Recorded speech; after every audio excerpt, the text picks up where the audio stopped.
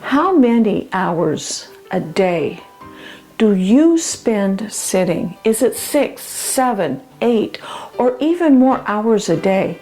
And have you ever wondered, all of this sitting, how does it affect my brain as well as my body?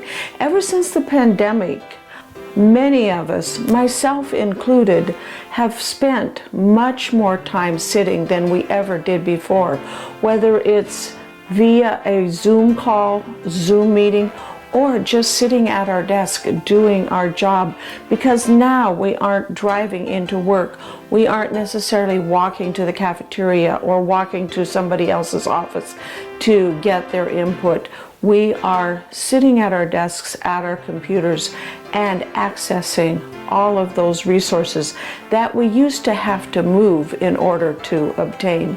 So now we're spending 6, 7, 8, or even more hours a day sitting at our desk. And you may be wondering, as I have, how is this impacting not only my current health, but also my longevity and the long-term health of my brain and body?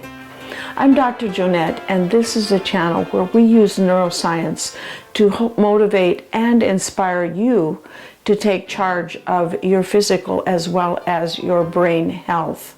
Dr. Levine of the Mayo Clinic coined the phrase, "Sitting is the new smoking." We all know and have been taught for decades now how bad smoking is for our health. If sitting is the new smoking, it's got to be really pretty bad for our health. And what can we do to counteract the effects of sitting? Because let's be honest, most of us will continue to sit for long periods of time throughout our day. And the good news is that there are a number of things that we can do. Many of them are simple, easy things that I'll be telling you about at the end of this video. So make sure you watch all the way to the end to learn quick, simple, easy things that you can do to counteract the effects of sitting for long periods of time. So let's jump in and explore how exercise is probably the best antidote for sitting long periods of time throughout the day. When we exercise, our body creates a number of chemicals that are important for reducing stress, reducing anxiety, as well as depression. These chemicals are endorphins. Endorphins are our natural painkillers that our body makes. So if our pain is alleviated, if our discomfort is improved, our mood is going to improve, our ability to sit and focus and pay attention to what we are going to do, what we are doing is going to improve. In addition to that, it also makes two other feel-good chemicals that are released and increased by exercise. Those are serotonin and dopamine. Both of those are natural, feel-good, mood-elevating chemicals. And there was an interesting study that was done in Australia where they took and they compared actually exercise as a treatment modality for anxiety and depression versus therapy versus medication. And they looked at the participants for 12 weeks. The people that were in the exercise part of the study actually had 1.5 times decrease over the rest of the participants in the study. That was 1.5 times decrease in their anxiety, in their stress, and in their depression over the participants in the study that took either medication for these conditions or engaged in therapy for these conditions. So exercise is a good way to improve not only our physical but also our mental health. The next way that exercise can improve our health and be an antidote for that sedentary lifestyle is via neuroplasticity. Neuroplasticity is our brain's ability to adapt and change to our environment. In other words, our brain, we used to think that our brain pretty much was fixed and it didn't really change that much throughout our lifetime. We now know that our brain can unwire, undo, unnecessary and unneeded connections and rewire itself for better communication, better integration, and better functioning so that we can be more productive, we can focus more, and we can learn better.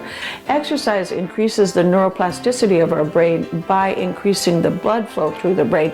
And with the blood flow comes oxygen, comes nutrients, and all of those are key factors in improving and increasing our brain's neuroplasticity, or its ability to adapt and change itself for the better.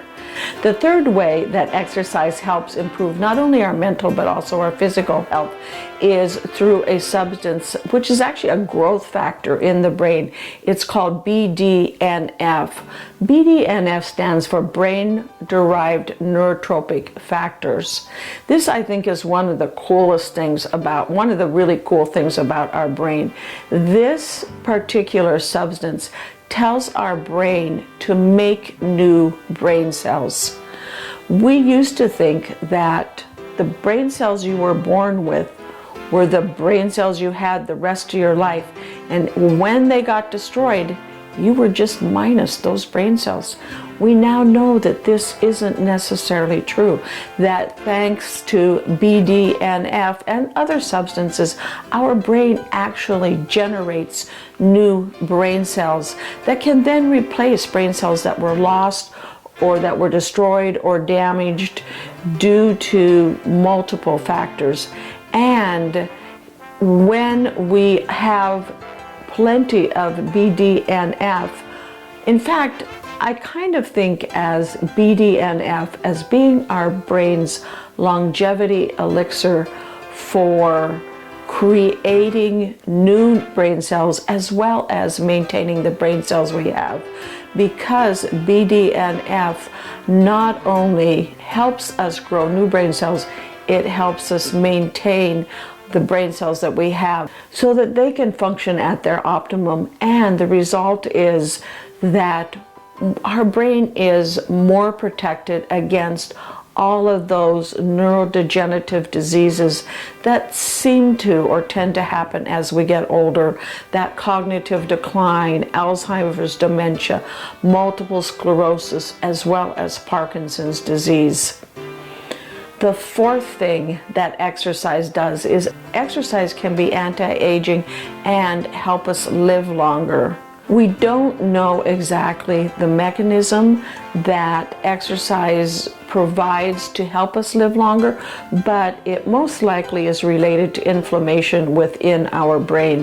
When our brain experiences inflammation, oxidative stress, it damages the brain cells and contributes to the accumulation of those plaques that form within the brain. Exercise decreases inflammation, and this increases our chances that our brain will be protected from those inflammatory diseases, those neurocognitive decline diseases due to inflammation like Alzheimer's, again, multiple sclerosis, and Parkinson's. If you found this information helpful, thank you for subscribing. The fifth thing that exercise does for our brain is it can improve our learning as well as our memory. The mechanism for this is via our hippocampus. Our hippocampus is one of the key learning and memory centers of our brain.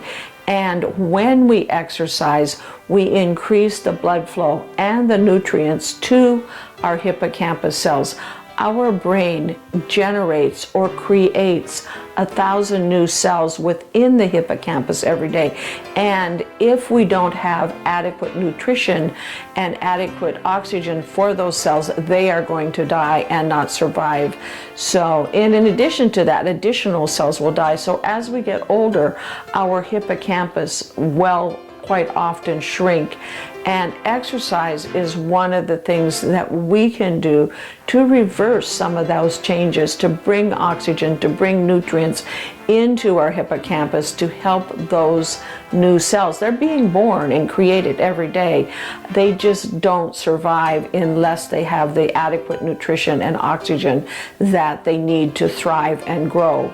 So when they've done studies and looked at people and looked at the size of their hippocampus, what they see is that people who exercise regularly, and I'm not talking like intense heavy-duty workouts, I'm talking 30 minutes of a brisk walk every single day is enough exercise. In fact, 30 minutes 4 times a week of a brisk walk is actually enough exercise to give your hippocampus cells the oxygen and nutrients that they need to thrive and grow.